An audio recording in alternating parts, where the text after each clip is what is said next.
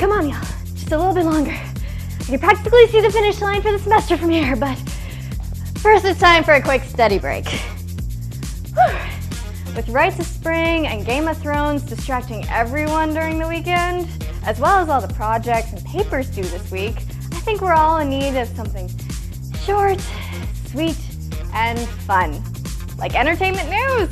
So join me, Colleen Gary, and I'll show y'all that Nashville's not only a hot spot for music, but also for sports, pop culture, tech, and arts, all in one fell swoop of the scoop.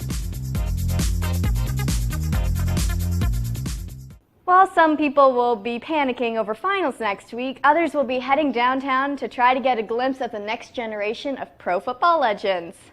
That's right, from April 25th to April 27th, the NFL Draft will be taking over Nashville, with countless players, owners, coaches, teammates, families, and of course, fans, taking up every hotel room and Airbnb in the entire city. This is going to be the most epic extravaganza in Nashville history. There will also be free performances from over 20 local musicians such as Tim McGraw and Dierks Bentley. Unfortunately, if y'all were planning on grabbing a drink and joining the downtown festivities in between exams, tough luck, because each football team reserved a different venue for private viewing parties, ensuring that pretty much every bar and club within walking distance of the newly built NFL stage down at Broadway and First Avenue North will be closed off for the night. However, not every Nashville native was pleased that Music City was selected to host the NFL Draft 3-day extravaganza this spring. More specifically, there were angry protesters against the construction of the massive yet temporary stage that would involve bulldozing more than 20 beautifully blooming cherry blossom trees, which were a gift from Japan as a symbol of friendship, all right before this city's annual Cherry Blossom Festival. Fortunately, Mayor David Briley compromised with the protesters by promising to safely relocate 10 trees, leaving the others right where they were, and plant 200 more trees after the draft has brought in over $100 million and over 100,000 tourists to our fair city. However, let's expand our focus outside Music City with 3 of the biggest stories circling the rest of the U.S. Have at it, Peyton. Thanks, Colleen. So much has happened these past couple of weeks in the world of digital streaming, so let's get right into this week's special streaming edition of The Big Three. As you all probably know, the Coachella Valley Music and Arts Festival kicked off this past weekend with Childish Gambino, Tame Impala, and Ariana Grande as 3 of the music festival's biggest headliners. But people are still talking about Beyoncé's Coachella performance from last year. Why, you might ask? Well, that brings us to the number 3 spot of this week's Big Three. Just last week, Netflix tweeted a teaser for an unknown project known as Homecoming. Twitter users were speculating what this could be exactly, but the Beehive took exactly no time at all to figure out that the font in the picture matched Beyoncé's Coachella set from last year. And sure enough, an unannounced trailer for the Beyoncé-led documentary called Homecoming was released the following day. Here's a look at the trailer that Netflix released.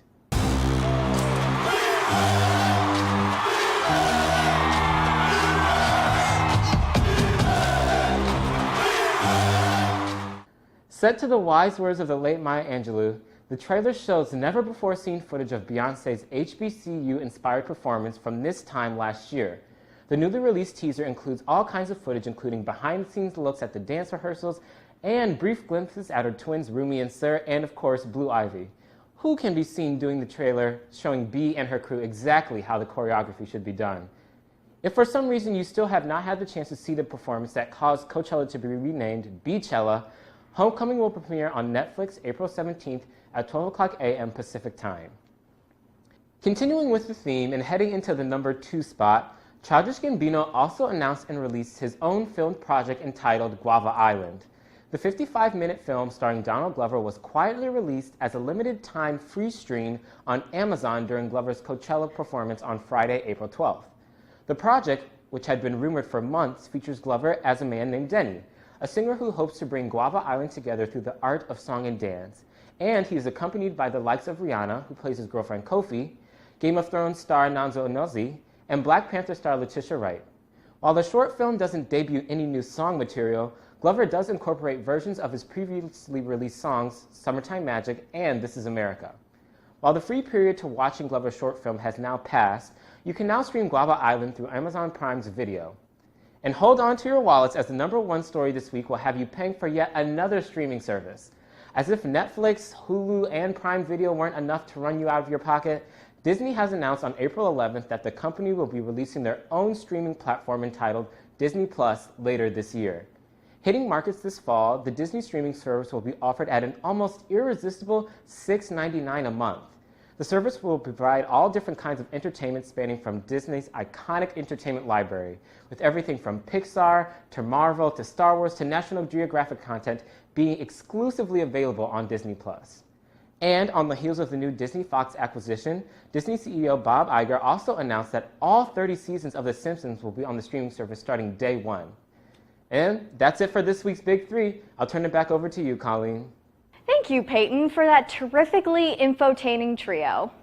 And while we're on the subject of streaming, I think Gabby's Game Time has some exciting news about a trailer for a new video game that was streaming on the devices of many, many sci-fi fans this past weekend.